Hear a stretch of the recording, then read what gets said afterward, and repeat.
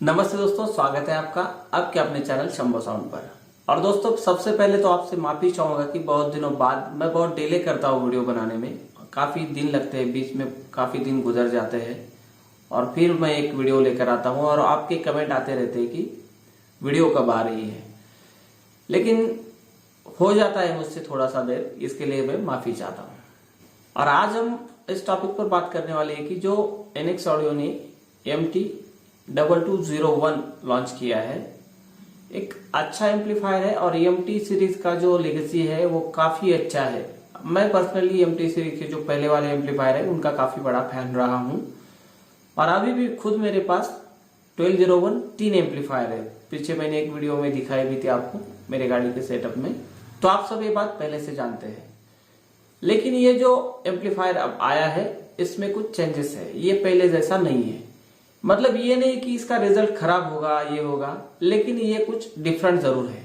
अब सबसे बड़ा जो डिफरेंस है वो है क्लास का, और यहीं पर अगर कोई भी टेक्निकली देखेगा तो सबसे बड़ा डिफरेंस यही उसे लगेगा। बाकी ज्यादातर डिफरेंस कोई बताने वाला अलग है ही नहीं, क्योंकि डिजाइन अगर हम देखते हैं तो बिल्कुल सेम है, साइज भी बिल्कुल सेम है। हाँ, वेट के मामले में ये काफी अंदर आ चुका है, लेकिन आएगा ही। उसका रीजन भी क्लासी है, क्योंकि एच क्लास का जो बोर्ड होता है वो काफी हेवी होता है और डी क्लास में उस तरह की जरूरत नहीं है। काफी छोटे और वजन में हल्के कंपोनेंट होते हैं, तो वजन काफी घट जाता है। एक्चुअली अगर इसी वैटेज का इतनी ताकत वाला एच क्लास का एम्पलीफायर होता तो करीबन MT1601 से 10 किलो वेट उसका बढ़ना था। मान के चलिए 10 किलो के अराउंड उसका वेट बढ़ जाता, लेकिन ये एच क्लास नहीं है, इसलिए वजन कम हो चुका है। वैसे वजन कम होना ये एक अच्छी बात है, क्योंकि हमें बार बार एम्पलीफायर उठाने पड़ते हैं, तो इसको हम ये नहीं कह सकते कि ये कुछ गलत है। ये काफी अच्छी बात है, लाइट वेट एम्पलीफायर होना एक अच्छी बात है। अब दूसरी बात यह है कि काफी दोस्त सोचेंगे, अगर इतनी अच्छी लेगेसी है MT सीरीज की और सभी एम्पलीफायर एच क्लास में बने हैं पहले वाले और अच्छे खासे डैम्पिंग फैक्टर के साथ बने, यानी 800 डैम्पिंग फैक्टर रहा है 701 का और 1201 का, 1000 का डैम्पिंग फैक्टर रहा है 1601 का। लेकिन अचानक एनएक्स ऑडियो ने ऐसे क्या कर दिया कि उन्हें डी क्लास एम्पलीफायर बनाना पड़ा, या उन्होंने डी क्लास बनाया। तो डी क्लास के कुछ एडवांटेज हो गए या फिर क्या, क्यों बनाया डी क्लास का, इस तरह के सवाल हमारे मन में आ सकते हैं। तो सबसे बड़ी बात यह है कि प्राइस, अगर वो एम्पलीफायर उस वैटेज का एस क्लास का बनाते तो उसका प्राइस लगभग 1 लाख के करीबन पहुंच जाता। तो हम फिर सोचते कि काफी महंगा हो चुका है, ये क्या प्राइस लगाती एनएक्स ऑडियो वालों ने। तो हम ये नहीं सोचते कि इस तरह का मटेरियल लेने के लिए इतने पैसे लगेंगे, ये हम कभी नहीं सोचते। हमें जो MT सीरीज ने पहले दिया है कि एक ठीक ठाक बजट में एक काफी अच्छा और लॉन्ग लाइफ चलने वाला एम्पलीफायर जो दिया है पहले, वही हम चाहेंगे और प्राइस भी उसी तरह का रहे, ये हम चाहेंगे। लेकिन वैसे दिन अब रहे नहीं। अब एच क्लास का एम्पलीफायर अगर इतना तगड़ा बनाना हो तो उसके लिए हमें करीब 1 लाख रुपए खर्च करने पड़ते। तो डी क्लास में पैसे बच जाते हैं और ये एम्पलीफायर हमें सिर्फ 65,000 में मिल रहा है फिलहाल। तो मतलब सिर्फ 7,000 रुपए महंगा है। अगर हम 1601 की कीमत मार्केट में कुछ थोड़ा बहुत ऊपर नीचे होता है, लेकिन अगर मान के चले तो 58,000 के अराउंड, तो 7,000 रुपए महंगा है सिर्फ ये एम्पलीफायर कीमत में, लेकिन ताकत में बहुत ज्यादा डिफरेंस है। अब लॉन्ग लाइफ के बारे में कोई कुछ नहीं कह सकता, कंपनी भले ही दावा करे। कंपनी की बात तब साबित होती है जब कस्टमर उसे यूज करता है। हालांकि एनएक्स ऑडियो कभी नहीं चाहेगा कि उनकी इमेज जो बनी है MT सीरीज में खास करके वो खराब हो, तो उन्होंने काफी सारे टेस्ट से ये एम्पलीफायर गुजारा होगा, तभी जाकर लॉन्च किया है। लेकिन और एक बात सोचने वाली, उन्होंने जो फर्क किया है, ज्यादातर डी क्लास के जो एम्पलीफायर है वो SMPS के साथ आते हैं, लेकिन उन्होंने ये बाकायदा जो पहले वाले एम्पलीफायर्स में MT सीरीज के जिस तरह का ट्रांसफार्मर है उसी तरह का ट्रांसफार्मर इसमें दिया है। और ये सबसे बड़ी बात है, क्योंकि डी क्लास के एम्पलीफायर के साथ ज्यादातर ये होता है कि उनके SMPS में प्रॉब्लम आ जाता है लाइट फ्लक्चुएशन की वजह से, और फिर SMPS के जो स्पेयर होते हैं छोटे छोटे, वो रिपेयरिंग करने वाले लोग अलग वैल्यू के भी लगा देते हैं। थोड़ा बहुत वैल्यू ऊपर नीचे हो जाए तो लगा देते हैं, और फिर उस जो एम्पलीफायर का परफॉर्मेंस है या बार बार उसमें दिक्कतें आना, परफॉर्मेंस ऊपर नीचे हो जाना, सारी दिक्कतें शुरू हो जाती है। और उसकी मेन वजह है SMPS। तो इसीलिए शायद NX ऑडियो वालों ने ये सोचा कि SMPS की वजह से बहुत सारी दिक्कतें हो जाती है और एम्पलीफायर के लाइफ पर भी उसका असर पड़ जाता है। शायद इसलिए उन्होंने ट्रांसफार्मर यूज किया है, और ये काफी अच्छी बात है। यहां से शुरू हो जाता है ये सोचना कि ठीक है, एम्पलीफायर काफी लंबा चलेगा। अगर हम परफॉर्मेंस के बारे में सोचे तो H क्लास से D क्लास काफी ज्यादा एफिशिएंट है, तो इसका परफॉर्मेंस हमें काफी अच्छा मिलेगा। इसके बारे में कोई संदेह दिमाग में लाने की जरूरत नहीं है।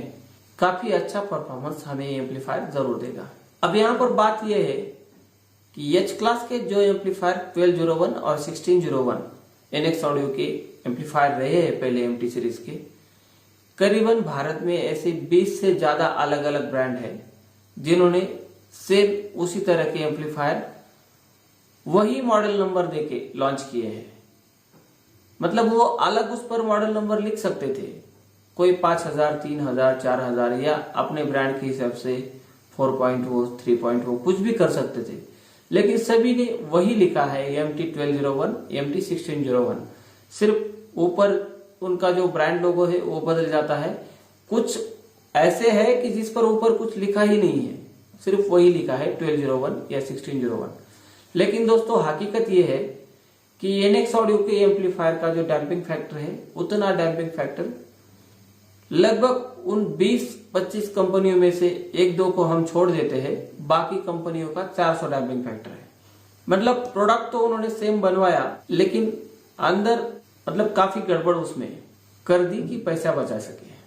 लेकिन इतनी कंपटीशन के बावजूद NX ऑडियो ने अपनी क्वालिटी की जो परंपरा रही वो कायम रखी। वो बाद में हालांकि यही एम्पलीफायर कम डैम्पिंग फैक्टर वाले बोर्ड के साथ बेच सकते थे, क्योंकि मार्केट में काफी सेम मॉडल के कॉपीज के या फिर अलग ब्रांड नेम देते तो हम कॉपी नहीं कह सकते, और कॉपी भी काफी मिली है, पकड़े भी गए हैं कुछ 30 लाख के माल के साथ मुंबई में कुछ।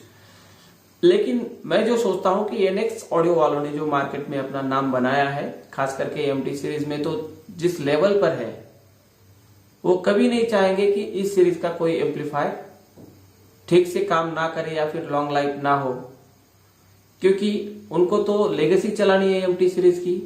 काफी अच्छा रिस्पांस है कस्टमर का, तो अपने आप कंपनी पर एक रिस्पॉन्सिबिलिटी आ जाती है कि उसका अगला एम्पलीफायर भी उतना ही अच्छा हो, अच्छी क्वालिटी का हो, और इसका ख्याल उन्होंने जरूर रखा होगा। लेकिन ये भी एक बात है कि अगर कोई कस्टमर H क्लास में ही लेना चाहता है तो उनके लिए NX ऑडियो को ऐसे भी एम्पलीफायर लॉन्च करने चाहिए जिसका पर चैनल आउटपुट 4000 वैट हो, 4 ओम पर कम से कम 4000 वैट, उससे थोड़ा बहुत ज्यादा हो तो और अच्छा रहेगा, और 1000 कम से कम डैम्पिंग फैक्टर के साथ ऐसे एम्पलीफायर मार्केट में लाना चाहिए। क्योंकि लोग बेस के मामले में काफी ज्यादा बड़े स्पीकर यूज करने लगे हैं, और अब तक तो भले 2000 वैट RMS के स्पीकर मार्केट में करीबन ना के बराबर है, 2000 वैट RMS आउटपुट जिसका हो इस तरह के, लेकिन ऐसे स्पीकर मार्केट में अब आएंगे, तो इसके लिए ऐसे एम्पलीफायर मार्केट में चाहिए। तो कुछ दोस्त सोचेंगे कि 2000 वैट वाले स्पीकर मार्केट में नहीं है, और मैंने ही पहले एक 2000 वैट के स्पीकर का वीडियो बनाया है, लेकिन दोस्तों वो AES पावर 2000 वैट है, मैं RMS पावर की बात कर रहा हूं, और इसमें करीबन 15 से 20% का डिफरेंस आ जाता है। जैसे कि वेट की पहले मैंने बात की थी, 1601 से लगभग 12 किलो वेट कम है 2201 का, और 1601 8 ओम पर हमें देता है 1700 वैट, और 2201 हमें 8 ओम पर 2200 वैट का आउटपुट देता है।